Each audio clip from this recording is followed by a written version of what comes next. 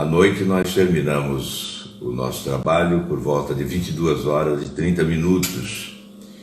Tivemos uma videoconferência com o ministro Paulo Guedes.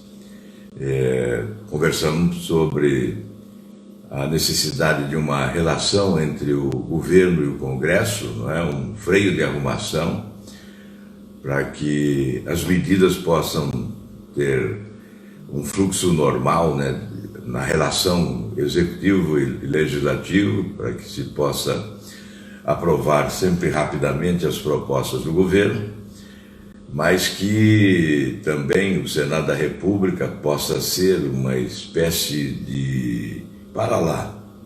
Não é bem assim, não é? Isso não é possível. Onde vamos arrumar tanto dinheiro? O pé no chão da realidade, né? Que o Senado tem esta obrigação de colocar o pé no chão da realidade. Porque na semana passada, aliás, nesta semana, discutia-se na Câmara um projeto para transferir aos governos estaduais 160 bilhões de reais. Mas há poucos dias havia já um entendimento dos governadores com o governo em torno de 80 bilhões de reais. Então essa farra não pode ter certamente consequência, né? Não podemos permitir que isto ocorra.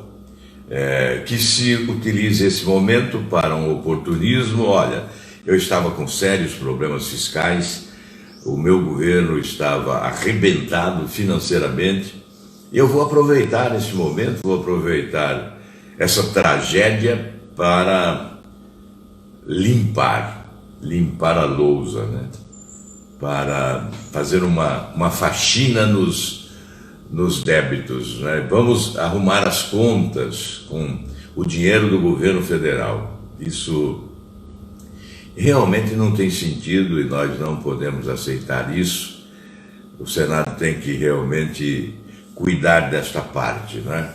Nós sempre somos acusados que legislamos mal, muitas vezes com razão, né? População, os críticos têm razão quando nos acusam de legislar mal, mas nós temos que ter, nesta hora, a pressa, sim, a agilidade, a celeridade.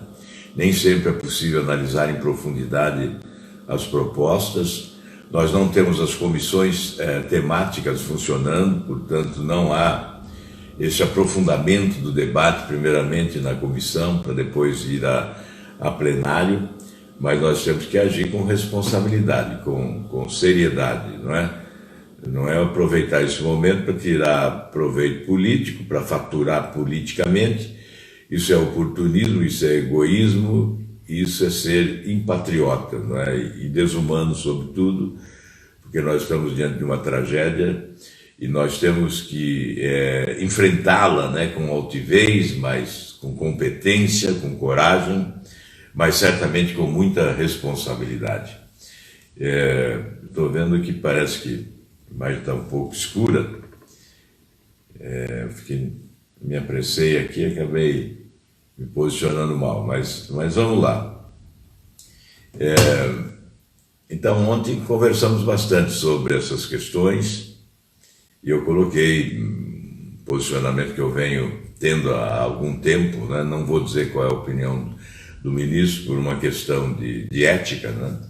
Mas eu venho já há 3 ou 4 semanas falando na hipótese da ampliação da base monetária, exatamente para fazer frente às necessidades financeiras. Onde está o dinheiro, qual é a fonte, como é que vamos atender os 600 reais no primeiro momento, depois 80 bilhões para governadores, depois 1 trilhão e 200 bilhões para os bancos. Enfim, nós já estamos com a conta salgada, né, como se diz popularmente. Como é que vamos pagar essa conta, né? Onde vamos arrumar esse dinheiro?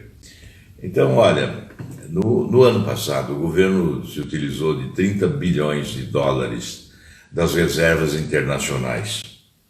Ninguém percebeu isso, ninguém sentiu isso. Atualmente, as reservas internacionais somam 370 bilhões de dólares. O governo brasileiro pode sim lançar mão de 70 bilhões de dólares das reservas internacionais. Multiplique aí por 5, não é? O dólar, 350 bilhões de reais.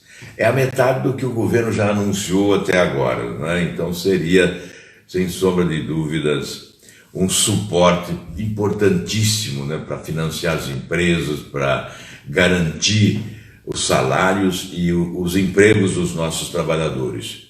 E a sobrevivência, principalmente da micro, da pequena empresa, que são geradoras de milhões de empregos no país. Mais de 20 milhões de empregos são gerados, né, pelas micro e pequenas empresas. Então esta... Oi, Bruno, chega. Estou aqui conversando com a população toda aqui do Brasil. O Bruno acordou cedo. Eu que te acordei ou não? Não? Foi? Você escutou lá de cima? Então vamos continuar aqui, já que o Bruno acordou. Pode sentar, viu? Vamos continuar. Então eu estava dizendo que as reservas internacionais estão hoje em 370 bilhões de dólares. Você poderia usar 70 bilhões sem abalar essa segurança que proporciona reservas internacionais tão expressivas, não é? E poderíamos também ampliar a base monetária. Isso significa, no linguajar bem popular, emitir dinheiro novo. Por quê? Eu disse ontem, já conversamos sobre isso ontem, porque nós estamos num período de retração econômica, a economia está totalmente paralisada e, com isso, não temos o risco da inflação. Veja que é um assunto técnico para economista, mas nós que somos leigos e temos longa experiência, também temos que opinar a respeito. Temos que ter a nossa intuição e fazer a nossa avaliação, né? Então, eu imagino que o que se prevê hoje, alguns falam num PIB negativo de 7%, que é uma queda, portanto, da economia de 7%, outros já falam até em 9%. O governo já fala em mais de 400 bilhões de déficit público, não é? Então nós temos que ter alternativas radicais como essa. Se nós teremos um PIB negativo em torno de 7%, conclusão, não teremos crescimento econômico e por isso, sem uma economia dinâmica, não há essa hipótese temida, né, da inflação. Não creio que isso ocorra. E o que me tranquilizou foi a opinião de economistas, né? Eu estava propondo isso timidamente há 3 ou 4 semanas, sem essa segurança técnica, mas depois vieram economistas pronunciando, inclusive o Meirelles, né, que foi presidente do Banco Central, ministro da Economia, outro ex-ministro, Maílson da Nóbrega, que foi ministro, inclusive, quando eu governava o Paraná há bom tempo. O ministro Maílson da Nóbrega também opinou a respeito, e outros economistas da Fundação Getúlio Vargas e outros, já uma série de economistas já se manifestaram a respeito da viabilidade da ampliação da base monetária. Houve uma posição contrária do presidente do Banco Central. Então é uma questão que ainda permanecerá em discussão. Nós teremos certamente um debate sobre este assunto, não é? Esse debate vai continuar. Aqui vamos mudar um pouco de assunto, que aqui está o ministro Luiz Fux, em artigo publicado hoje, diz o seguinte, que o coronavírus não é habeas corpus. Em outras palavras, os juízes não devem aproveitar a pandemia para soltar assassinos, corruptos, narcotraficantes e estupradores. São palavras aí do ministro Luiz Fux, condenando a decisão judicial que liberou, me parece que já são 25 mil presos no país, que foram soltos. Imagine o perigo. Alguns já voltaram a delinquir, né? Já voltaram a praticar crimes. Então veja que é uma medida imprudente, é uma medida sem dúvida nenhuma, perigosa, acima de tudo perigosa. Deixa eu ver aqui os comentários que estão surgindo. O ministro Luiz Fux. Tem um gente que pediu explicações sobre aplicações da dona Marisa. As aplicações podem chegar a 250 milhões. Exato, está na imprensa, está na Gazeta do Povo. Nós ficamos sempre com o receio de fake news, não é? Porque é algo tão extravagante, são mais de 200 milhões de aplicações em CDBs no Bradesco, né? Então vamos esperar a confirmação se é fake news, se o documento apresentado como um documento oficial de um juiz lá de São Bernardo do Campo é um documento verdadeiro ou é fake news. Nós voltaremos a esse assunto sim, depois que nós tivemos a oportunidade de conferir isso, porque nós nunca desejamos a mentira. Fake news não é conosco, não é?